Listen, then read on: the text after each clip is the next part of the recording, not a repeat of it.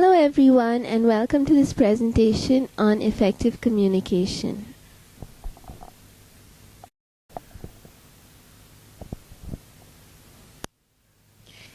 The whom, where and how to effectively communicate. To whom? It can either be to a person or to a group of people. Where? Either the person or the group may be in your physical vicinity, or the person or group may view your communication in a different geographical area. And how? It can either be by written communication, spoken communication, or body language.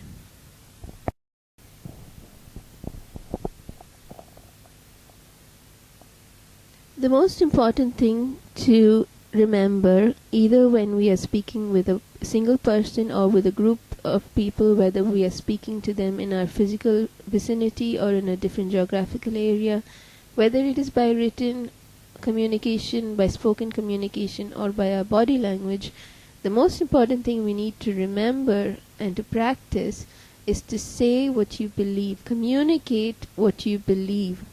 If you're going to say something, make sure that it tallies with what you believe inside.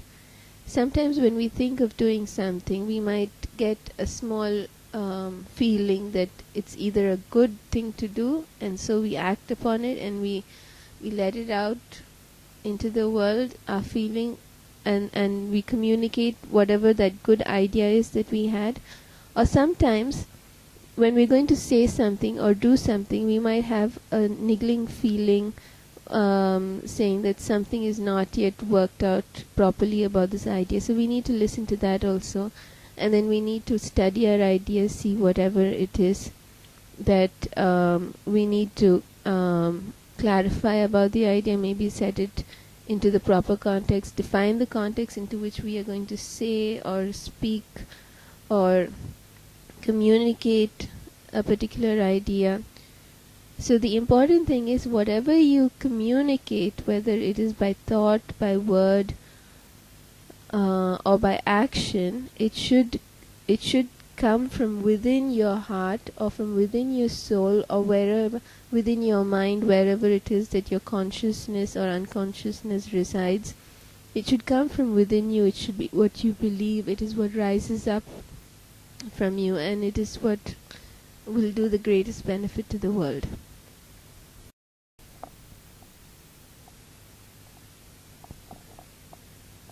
Practice makes perfect. Always go through planned speech at least 4 or 5 times before you communicate it.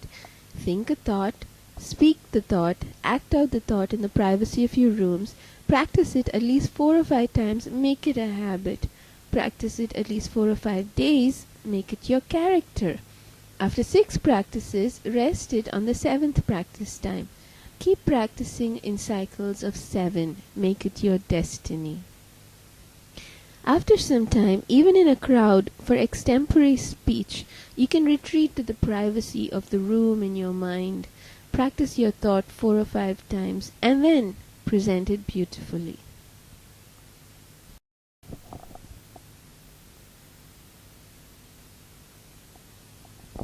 Everything is good. Put it in context. You just need to recognize the context in which something should be communicated. Sometimes the context stretch a little or a lot, but then ask God to restore proper context. What is right for one person might seem wrong to another. It is a contextual understanding that generates either a right or a wrong label.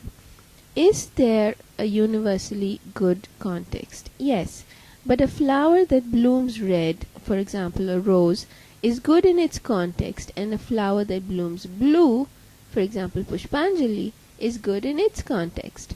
But if I am a rose, let me be a rose. If I am a Pushpanjali flower, let me be that. Of course, if I am a human, let me be that.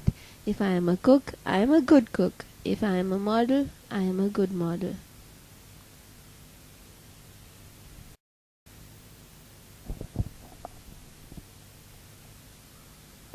Do not bear false witness.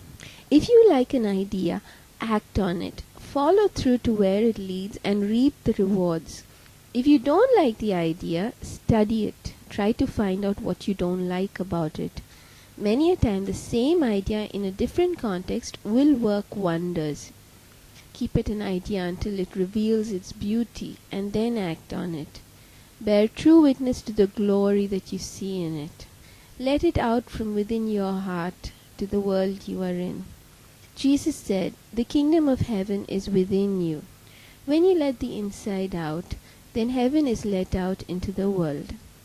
Remember to practice letting your feelings out 4 to 5 times in private before you let them out in public.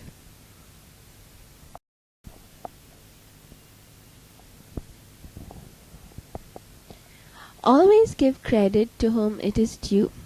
Every idea is sown, tended, and the harvest reaped by different people. Let us give credit to the sower, the tender, and the reaper, and in this day and age to those who transport the fruit also. The point is, everyone who contributes should be paid for what they do, in the same kind: gratitude, thanks, respect, glory to God, wages for the worker, or in cash or credit to their bank account.